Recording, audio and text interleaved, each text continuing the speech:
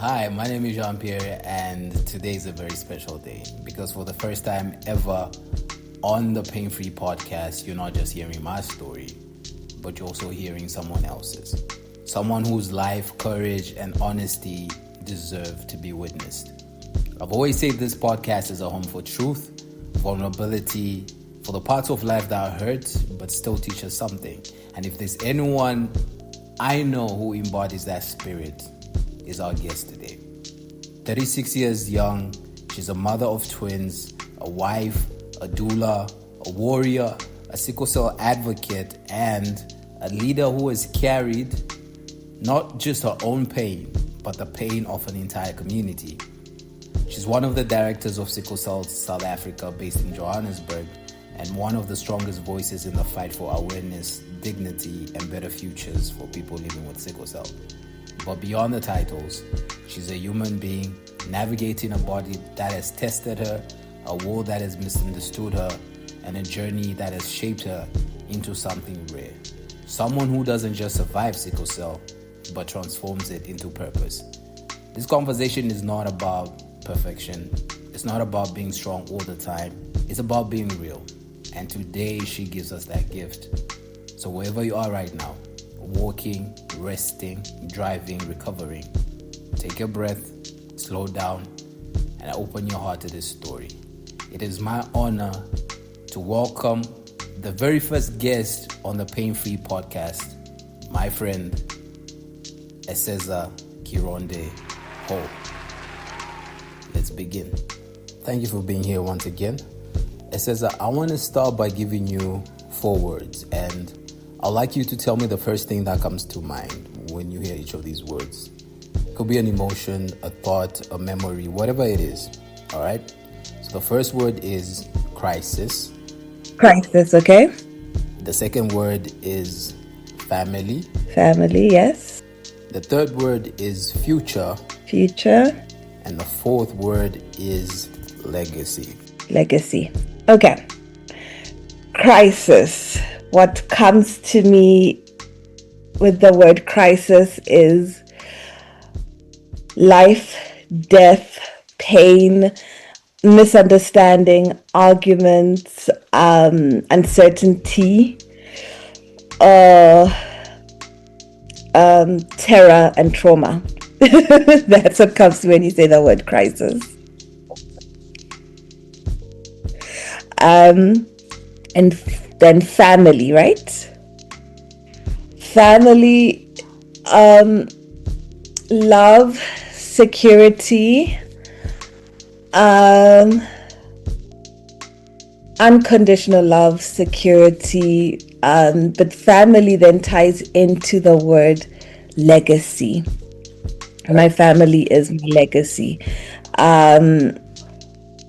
How I'm going to raise my kids, the love I'm going to have with my husband, our marriage is part of my legacy. Family also means strength to me. They give me the strength to get through the worst parts of my life, the hardest and most painful parts of my life.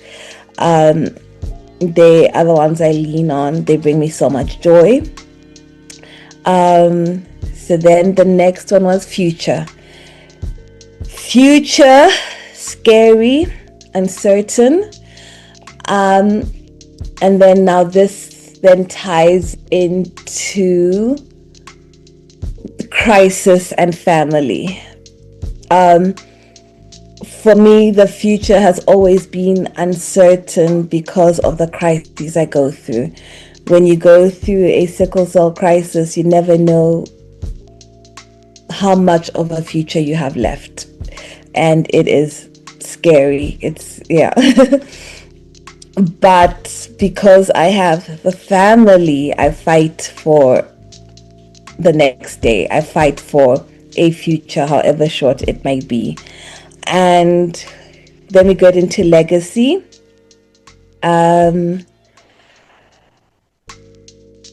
I want part of my legacy to be that fewer children are going to suffer from sickle cell because of the work I'm going to have done in my lifetime. I want part of my legacy to be about love that I showed my family. Whenever they say my name, I want them to equate it to the love I had to give. And I choose love to be part of the legacy I have to give, because love is one of the things that has gotten me through all the pain I've had to live with. So love has to be part of my legacy. Yes, that will be it. I love how you have broken down your future. I love how you've described what legacy looks like to you.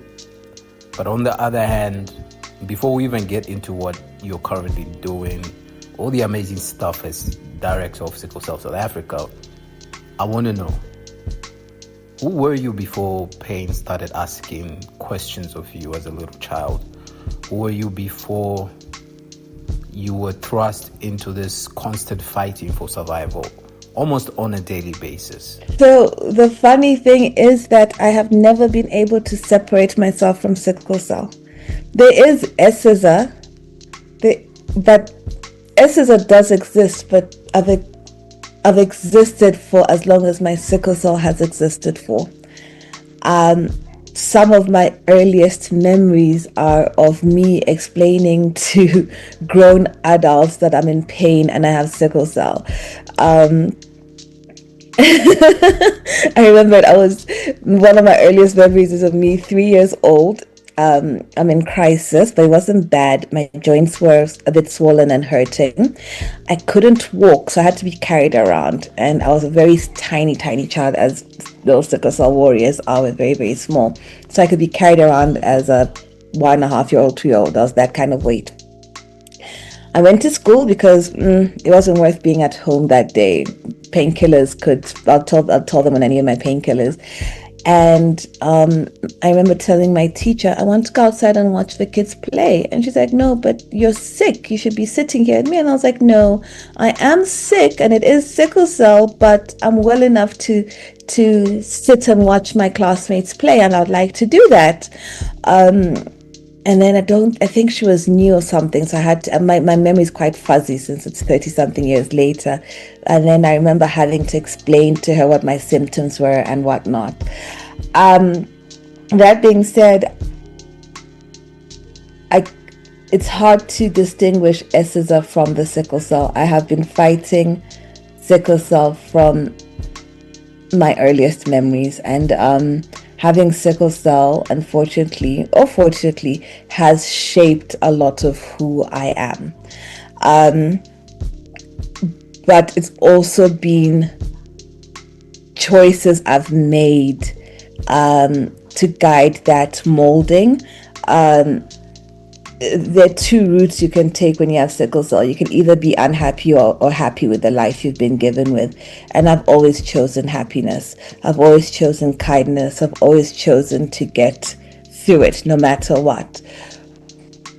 But it's an everyday choice when you have sickle cell. Sickle cell has a way of driving you mad and drumming you down to the tiniest person you can be, or form of yourself. Yeah, it's been very difficult actually to separate myself, Eseza the individual and Eseza the warrior. Yeah, I've actually never had that question before. Thank you.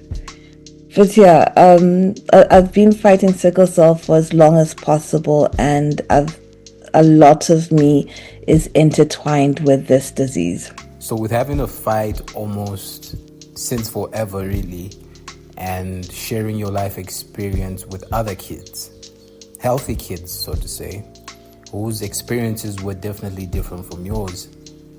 Eseza, do you ever feel like sickle cell robbed you of something? Possibly something you still grieve till this day? Yes. Sickle cell stole a lot from my childhood. Sickle cell stole the chance for me to be a carefree child. Again, when we talk about my first memory, my first sickle cell related memory of me having to explain to my teachers what sickle cell is and begging to go sit and watch my classmates play. A 3-year-old should not be asking to watch her classmates play. A 3-year-old should be playing. But if I wasn't sick and in the house, trying to get better, getting through the pain, I was on the sidelines watching my classmates play, my cousins play, my friends play, because the adults in my life were worried that if I played too much, I would fall sick. And I mean, that was the pattern. I got too excited, I played too much, I fell sick. And it is a pattern that has dictated again a lot of my life. Even as an adult, I play too much, I get excited, I fall sick, and you have to manage it.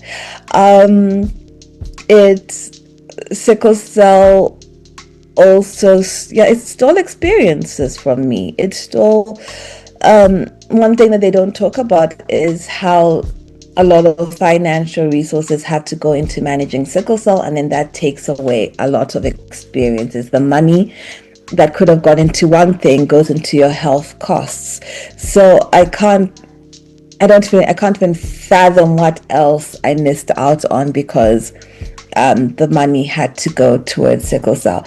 I'm seeing it right now with my children that they're missing out on certain activities they could do because we are channeling the money from one point to the sickle cell.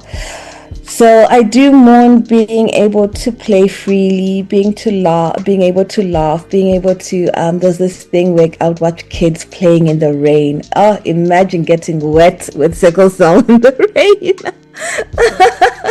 That's immediate crisis. They used to play in the rain and I couldn't do that. They used to run. They used to do all sorts of things that I wished I could do, but I couldn't. And lots of skipping, all these games that I just sit and watch. And I miss that. I miss just being a child, a carefree child. Eseza, you mentioned how you constantly had to choose happiness in the midst of chaos, especially with dealing with the pain in your own body. I know experiencing a lot of pain in the body can create a lot more pain in the heart. I just want to know how you've dealt with the pain in your heart over the years. How's that been like for you? That's a difficult one. That comes with a lot of experience, the pain in your heart, and that's sometimes the harder one to deal with. The pain in your body, I can pop a pill and sleep and my pain might be gone, but the pain in your heart stays, right? And as African kids, I don't know, maybe other races it's a different thing, but as African kids were never offered therapy. You had to find a way of coping with that pain, learning to live with it or learning to dismiss it. I learned how to make space for it. If I needed to feel that pain, I felt it, and then when it was time to pack it away, it was packed away. Not too far, but then it surprises me, but it had to just be packed when I know it's there. Dealing with such pain has been important. You never know when it's going to pop up. You never know how it's going to affect your mood, how it's going to affect your day, how it's going to affect your sickle cell. So I've learned how to just feel it or let it be felt, then pack it away and go on with my day. Feel it again, pack it away, and yet find coping methods. If it's a particularly bad day, then I'm going to read a lot that day. I'm going to cook. I'm going to go for a hike with the family or a solo walk. But I've had to find coping methods for that. Otherwise, it will trigger all sorts of other things I do not want to deal with. Yeah. So now the question is, with the pain that's in your heart as an adult, when you are now middle age, whatever, do you go for therapy to deal with this? This is a question I've been asking myself this year. Is it time for therapy? And as much as I do unpack my pain to deal with, am I ready to unpack it in front of someone else and deal with it on that level? I don't know. I don't know. So that's something I'm going to explore a bit more in 2026. For now, I think I'm doing well with the coping methods I've established in my life. But I've found that not dealing with it properly as well does affect the people around me, the people I love the most. So it's now time. Yeah, it might be time now that we seek professional help to unpack it and deal with all of that pain. That sounds like a lot of pain in your heart. Did it ever leave room for possibly love in your heart? I mean, how has that part of your life been? Navigating romantic relationships, disclosing your truth about sickle cell to potential partners. What conversations did you ever have around that, either in preparation of getting into a new relationship or just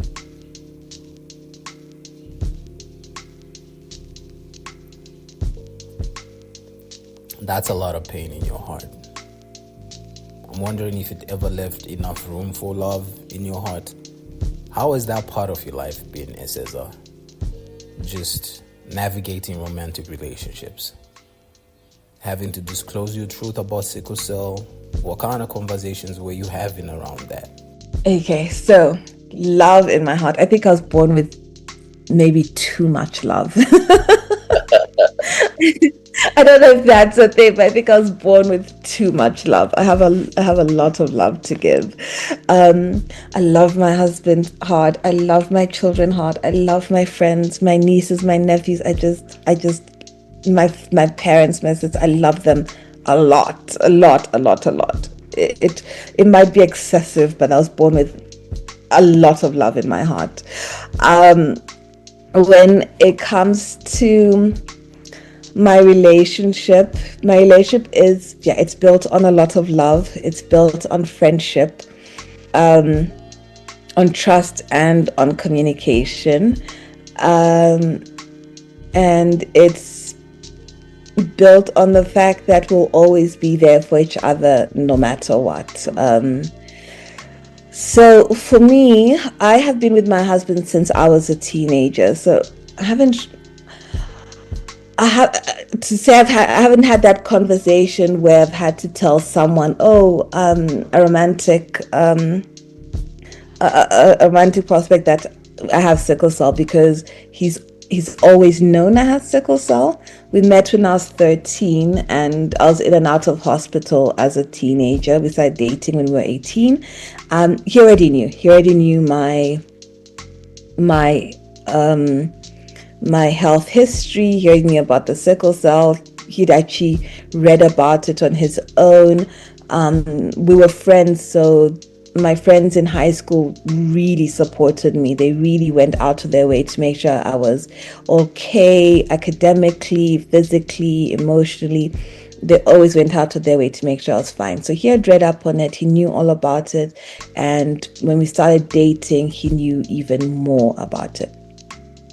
Now, my advice, and this is now coming from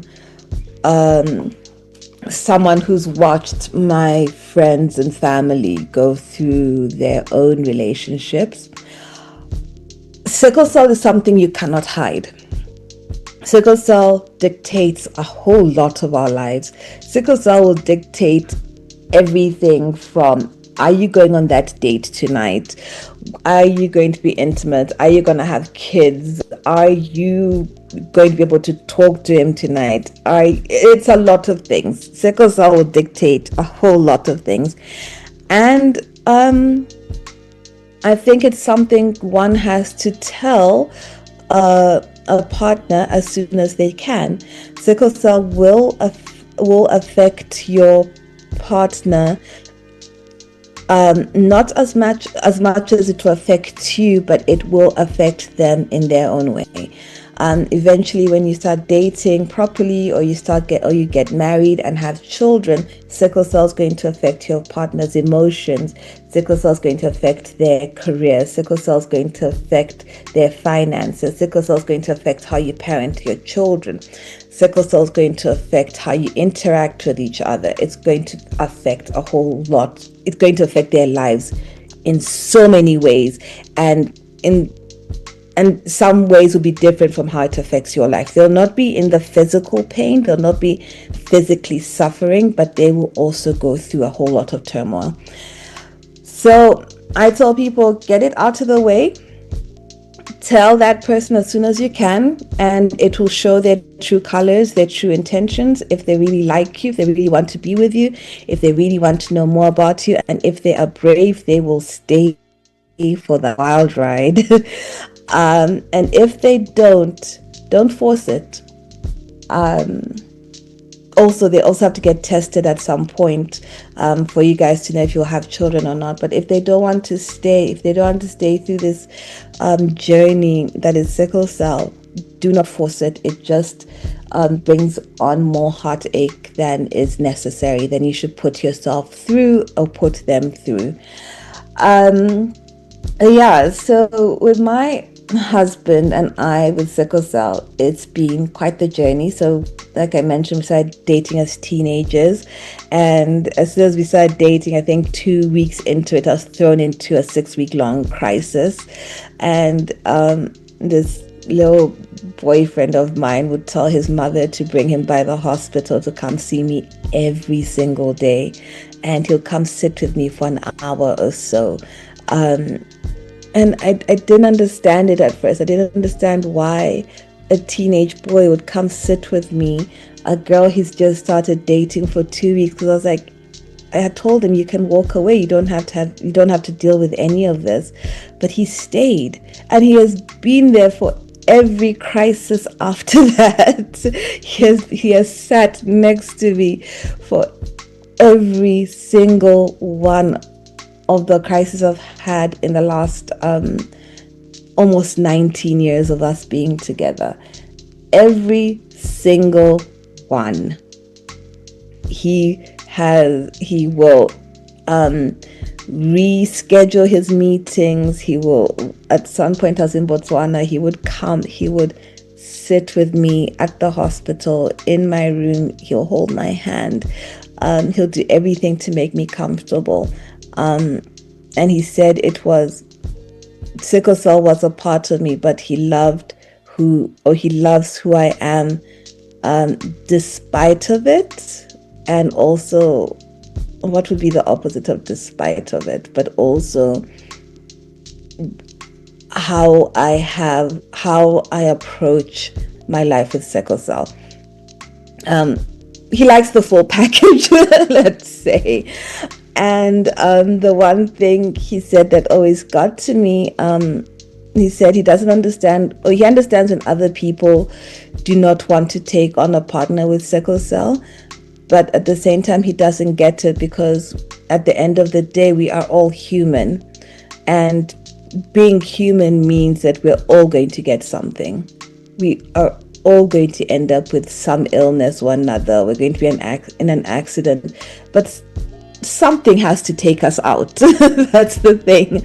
And at some point we're all going to deal with some health crisis, short or long, but we're going to deal with something, and we all need someone who loves us to be there, look after us, and get us through it. And he said that we just happen to know what my thing is early, and we get through it together. So now we've been married for I think it's 12 years. 12 years. We've been married for 12 years, and we have these beautiful twins of ours who are now also learning about the sickle cell world. Um, and they are handling it with a lot of grace, a lot of love. They show me a lot of love, a lot of patience, as much patience as 9-year-olds can. But I think it's because of how they learn from their father how to deal, how to look after me, how to treat me when I'm sick. So I get a lot of hugs and cuddles and kisses from them. Mama, are you okay? Are you well? I haven't been well the last week. And they come to me and they're like, are you okay, Mama? Are you well? They give me kisses because they see their father doing that throughout the day. So I've been quite lucky with the man I married, the man who chose to love me. Despite of the sickle cell, he has been there throughout everything, and I always count my blessings. That's a beautiful and that's quite a unique story, to be honest. Getting married to your first love. I think most of us would have jumped at that option. But tell me something, Eseza. What has loving someone or being loved by someone throughout this journey been like? Any fears, doubts, self-sabotaging, certainty? What's that been like? So, when you have sickle cell in our African countries or African culture, you are told, with the stigma that there is, a lot of our people in our community do not get married and do not have children. And I have always wanted to be a mother. But I knew that from being a mother, I will have to be, because I grew up in a traditional sense, and yeah, I'm going to have to get married and be a wife and all of that. And I mean, I grew up on those Disney movies where the princess gets married or whoever finds their true love, and we all wanted that, right? But I was told by a few aunties when I was little, when I'd be like looking after my baby, the newest baby cousin in the family, and I was like, I think I was about 6 years old, and I'm like, oh, I really want to be a mother one day. And she kind of like sniggered or laughed a bit, and she's like, huh, no one's going to marry you when you have sickle cell. I didn't, I could hear the, I don't know, I don't know what to do, I don't know how to describe it, but whatever it was, or the disgust, I don't know what it was in her tone. But I was so hurt by it because I knew I'd make an excellent mother and wife, and I was only 6 years old. But because of that, and then seeing what people in our community went through, I never thought I'd get married. I never thought I'd have children. There was one crisis when I was 15, and I lived in Lesotho then, so there are not a lot of people with sickle cell there. And I'm at the clinic and I'm crying, and I'm my doctor. I'm like, sickle cell's gotta, when they give you a huge thing of morphine and it makes you go all loopy. And I was like, sickle cell's it's not going to let me live long. I feel it's going to kill me before I'm 20, and I just want to have children. I just want to get married. And there's another sickle cell warrior there, and he takes me to her. He's like, listen, let me take you to this lady. She's also in crisis, but I've had a talk with her and I need her to talk to you because you need to get yourself together. You will be a mom, you will be a wife. And I go to her and she tells me, oh, I'm 35 years old. Yes, I do have 2 children. I'm happily married. It will also happen for you. And then this boy, who happened to be one of my best friends, decided that he wanted to be my boyfriend, and he asked me out, and I really liked him too. And I knew within a year that we would get married, and we would have children. We knew it. I knew he would be my forever. And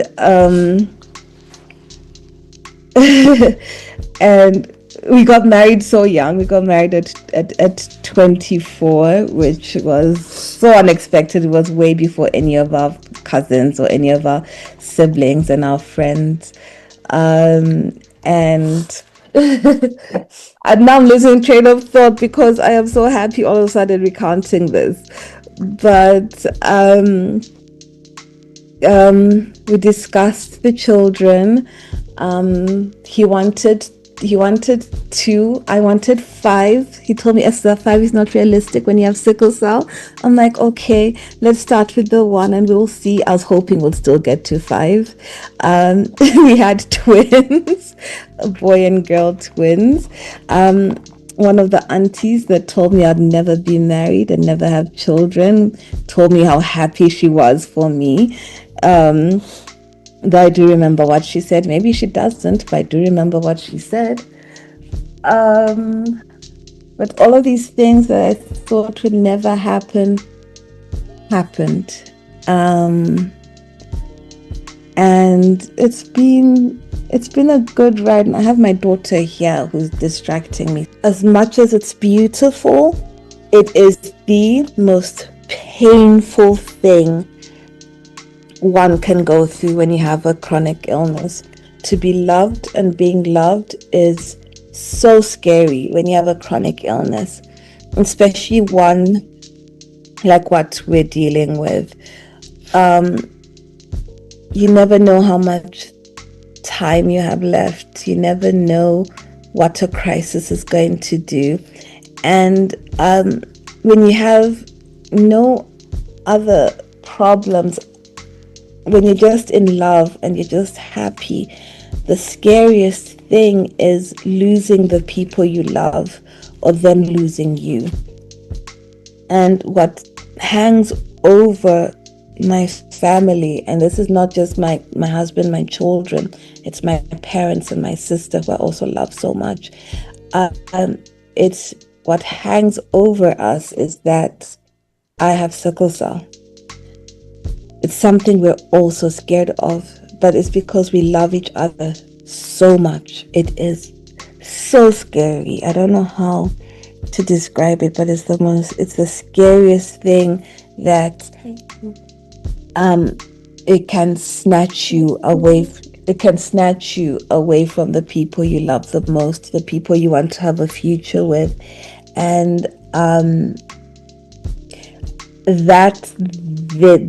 that part causes most of, when you asked about the pain in my heart, that is the main cause of the pain in my heart. Not having enough time with the people I absolutely adore. I love my life so much, despite all the pain I go through and everything, all the complications sickle cell has given me. I have the most beautiful life. I've had the most incredible journey, and it's just scary. Being loved and being loved is scary.